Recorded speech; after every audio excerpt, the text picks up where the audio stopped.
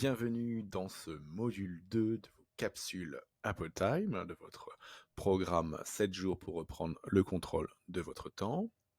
Alors, nous avons vu hier, dans la première vidéo, comment travailler notre vision, et nous allons voir aujourd'hui comment poursuivre avec la définition d'objectifs.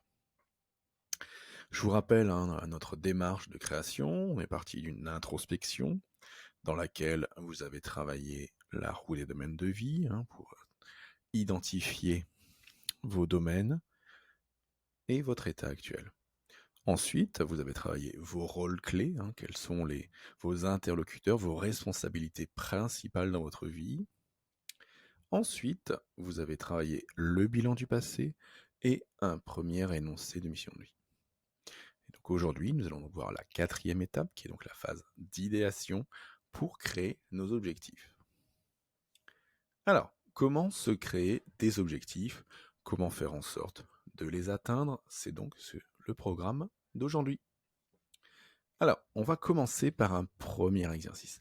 Cet exercice, donc l'idéation, donc trouver un maximum d'idées, va être à la lecture des éléments que vous avez travaillés hier, donc la création de votre mission de vie, vos rôles clés, la roue des domaines de vie, le bilan de l'année écoulée ou du semestre écoulé, selon ce que vous avez choisi de faire, et avec la vision de ce que vous souhaitez devenir à 1 ou 5 ans, je vais vous demander de mettre en pause cette vidéo et sur une feuille, d'écrire quels sont les 8 à 10 objectifs maximum que vous souhaitez atteindre en 2021.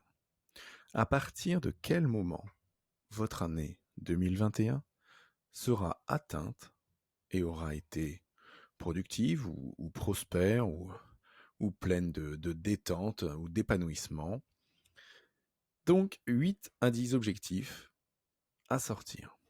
Donc là, vous allez donc reprendre tout ce que vous avez travaillé hier, vous mettez en pause, vous relisez tout, et vous en trouvez vos objectifs. Et on verra dans la 2e étape comment les transformer pour plus facilement les atteindre, ou en tout cas se donner le chemin. Voilà, je vous laisse mettre en pause.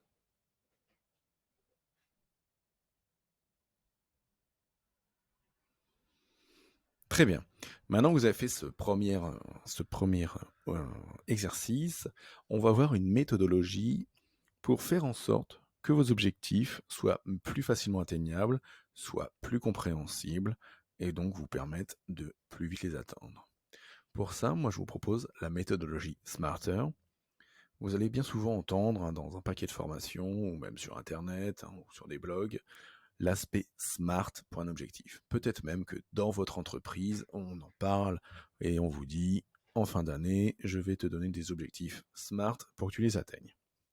Alors SMART, ça veut dire intelligent en anglais, et nous, on va le transformer en SMARTER pour plus intelligent, plus malin, en y rajoutant donc 2 couches supplémentaires qui vont être là pour vous aider.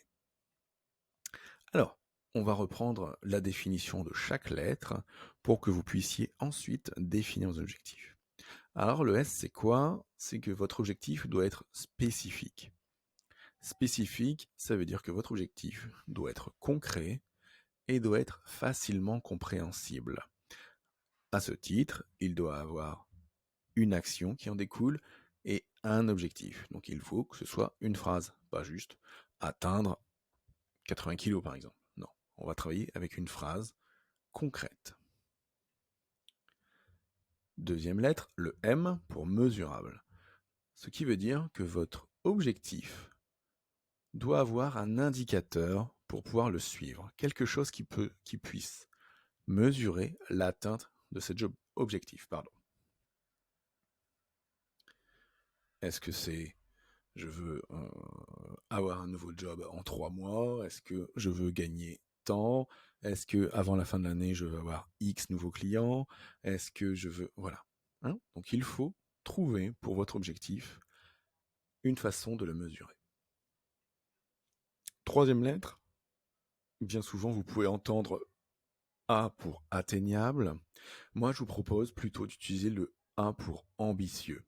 Ambitieux parce qu'il faut que l'objectif soit pour vous porteur de challenge, stimulant et surtout motivant. Et pour que ce soit motivant, il faut qu'il soit ambitieux, juste le cran nécessaire.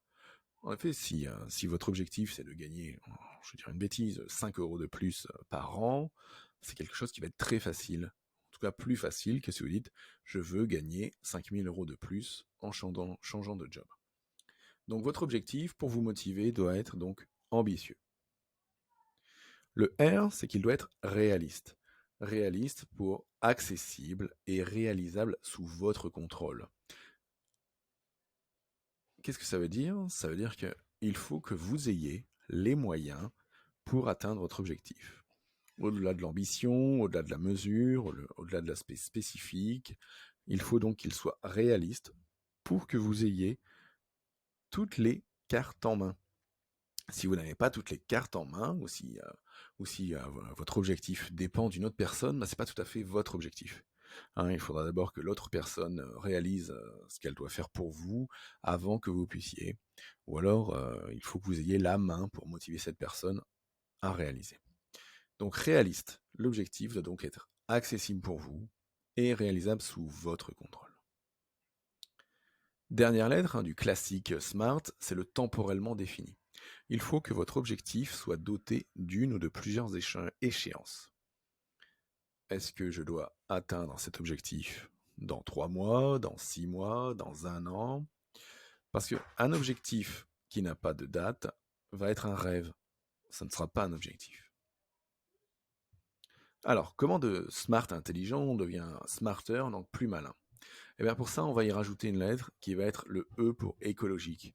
Il faut que cet objectif soit respectueux de vous, de vos besoins et de ceux des autres. Si cet objectif nécessite de mettre en place une force digne de l'armée américaine pour atteindre l'objectif, c'est pas écologique et donc c'est pareil, les moyens à mettre en œuvre seront largement supérieurs à ce que vous pouvez mettre. Donc, ce sera un objectif qui ne sera pas atteint ou alors qui coûtera très très cher. Et avez-vous les moyens de mettre un paquet de ressources pour atteindre? Et le dernier, il manque quoi? Il manque le R. Le R, c'est pour la récompense, ou alors le C pour la célébration. C'est comment je me félicite, comment je me récompense pour l'atteinte de chaque objectif. Quel plaisir puis-je m'accorder? Quel plaisir m'accorder? Habituellement, je ne m'offre pas. Dit autrement, quel carré de chocolat, quelle petite sucrerie, ou quel, je ne sais pas, soin du visage, ou quel massage, ou quel week-end en amoureux, ou quel resto je vais m'offrir si j'atteins ces objectifs. Pourquoi? Parce que en rajoutant ce R, cette récompense ou la célébration, vous allez vous motiver. Ce sera plus motivant de se dire si j'atteins tel chiffre d'affaires dans mon entreprise, je m'offrirai un week-end au Maroc avec ma femme, plutôt que de dire c'est super, j'ai atteint un objectif de vente, mais ouais, je suis content. Non, on va aller donc rajouter une dose qui va motiver et qui va récompenser. Voilà pourquoi on passe de smart à smarter, de intelligent malin à plus malin. Donc, pour récapituler et surtout pour compléter, un inconnu, à la lecture de la phrase de votre objectif spécifique, doit comprendre ce que vous voulez faire. La phrase doit être tournée positivement et au présent. L'importance de ça, c'est d'amener de la clarté.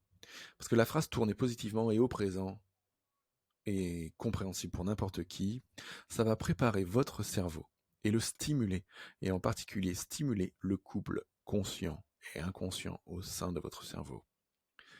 Et cela, ça va le mettre donc plus facilement dans l'action. Je vais vous donner quelques exemples d'objectifs, smart ou pas smart. Premier objectif, selon vous, je veux perdre 8 kilos, est-ce que c'est un objectif smart? Non. Non, ce n'est pas un objectif smart parce que déjà, c'est je veux perdre, et je veux perdre, ça a quand même une connotation négative, et ça aura quand même plus facilement tendance à vous les faire regagner. Par contre, voilà la phrase smarter, enfin smart, liée à ça. Si vous dites plutôt j'ai atteint mon poids de forme de 88 kg au 1er mai 2021, ça vous met dans la positivité et la clarté. J'ai atteint mon poids de forme ou j'atteins mon poids de forme de 88 kg. Voilà, c'est l'objectif mesurable, 88 kg et pas perdre 8 kg. Et une date au 1er mai 2021. Autre exemple, je veux avoir un bon niveau au tennis. De la même manière, ça, ce n'est pas un objectif SMART.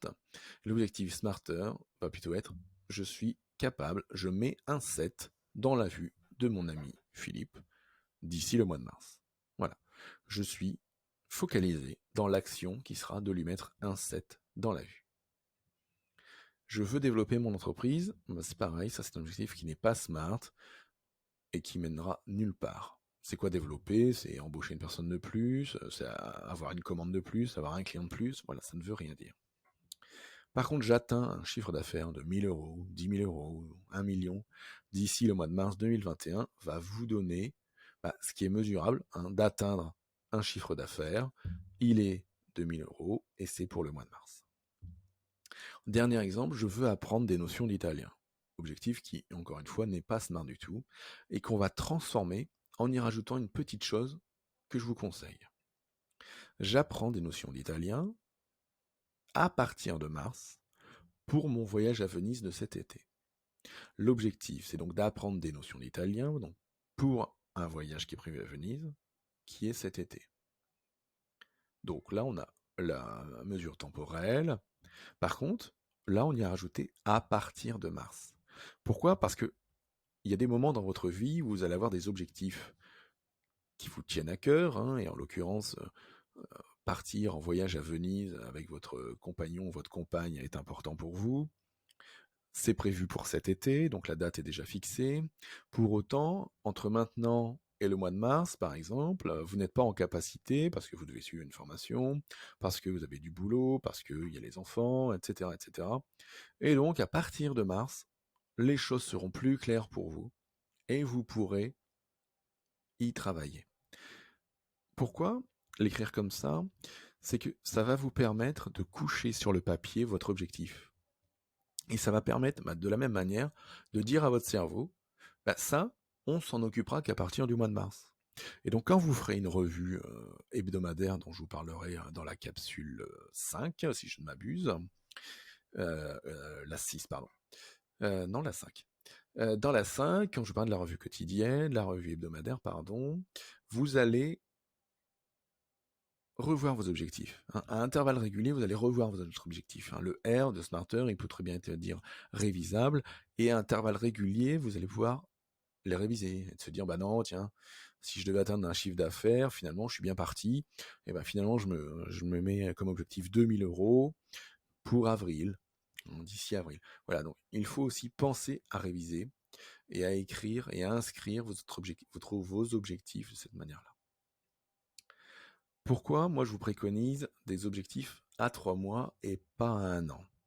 Alors, pourquoi? Parce que pour moi, 1 an, c'est un pas de temps qui va être trop long pour le changement. 1 an, ça va être la vision, ça va être ce qui contribue à la mission de vie. En se donnant un objectif à 1 an, il y a un effet qui va bien souvent être celui de la bonne résolution pour l'année. Et parfois, sur 1 an, soit l'aspect va être trop ambitieux et va vous décourager. Par exemple, on parlait de la création d'entreprise, je souhaite avoir X mille euros de chiffre d'affaires. Peut-être que entre maintenant et le bout de l'année, la somme sera trop importante et pourrait vous décourager. À l'inverse, si c'est pas assez ambitieux, vous allez vous dire mais c'est quoi cet objectif et vous n'allez pas le réaliser. En complément, 1 an, on l'a vu l'année dernière avec la situation sanitaire du Covid-19, il peut y avoir aussi trop d'aléas sur la route. Et trop d'aléas sur la route, après, ça va nécessiter de revoir vos objectifs complètement ou de les abandonner plus facilement. Et là, ça va être la frustration. Et là, ça va être le stress, l'anxiété. Et là, du coup, vous allez vous dire, mais quoi ça sert les objectifs? Pourquoi moi je vous préconise ça à 3 mois? Parce que donc 3 mois, c'est un timing qui va vous permettre de changer rapidement. S'il y a des aléas, vous allez pouvoir changer tout de suite l'objectif en le revoyant à la hausse, à la baisse, en le décalant plus tard ou en décalant sa réussite. Ensuite, 3 mois, bah, ça va être un timing qui va permettre de faire des avancées progressives. Hein, si je veux gagner 12 000 € pour la fin de l'année, bah, peut-être que gagner 1 000 € pour le mois prochain et ensuite le mois suivant paraît une somme plus abordable, plus atteignable, tout en restant motivante. Ensuite, 3 mois, bah, on l'a vu avec le R de Smarter, hein, la partie récompense, et ben, les célébrations vont arriver plus souvent. Hein. On va s'octroyer des plaisirs plus souvent sur nos objectifs atteints. Et donc, la contrepartie bah, d'un timing qui permet le changement plus rapide, de faire des avancées plus progressives et d'avoir des célébrations plus souvent, eh bien, c'est la motivation, votre motivation, qui sera là. Donc, en exercice, à partir de vos 10 objectifs, hein, des 8 à 10 que vous avez définis tout à l'heure pendant la première pause, je vais vous demander, pour les 3 prochains mois, donc pour le prochain trimestre à compter d'aujourd'hui, d'identifier les 3 objectifs prioritaires. Quels sont vos 3 objectifs prioritaires, ceux sur lesquels vous voulez à tout prix travailler? Ensuite, ces 3 objectifs prioritaires, je vais vous demander eh bien, de les décliner avec la typologie Smarter qu'on a vue aujourd'hui.